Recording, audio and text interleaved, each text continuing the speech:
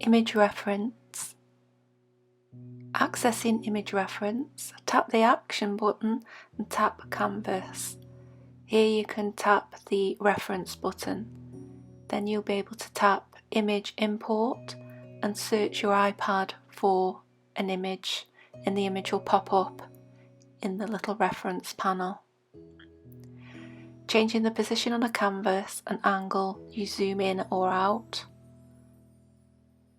You can make it smaller and sit where you want it to be. You can change the angles depending on how you like to draw.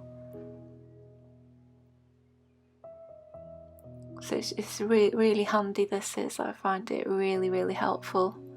So everything's nice and close. Your hand-eye coordination is really enhanced here because everything's so close. And you can manipulate your canvas and you can manipulate the photograph to the angles that suit you best.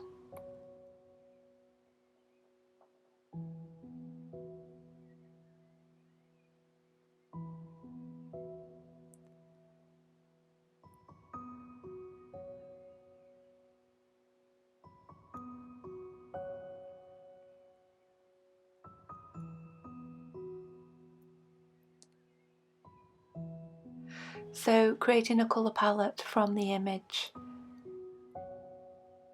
So if you go to the palette and then tap the little cross at the top and new from photo, and then tap on the photo and the colours from the photo will jump into the palette for you. So you've got a lovely palette that represents the photograph that you're drawing from.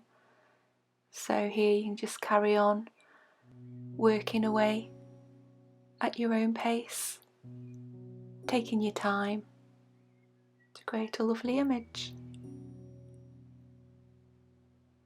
I normally move, because I'm left-handed, I move the photograph over to one side so then I can access the brushes and the palette.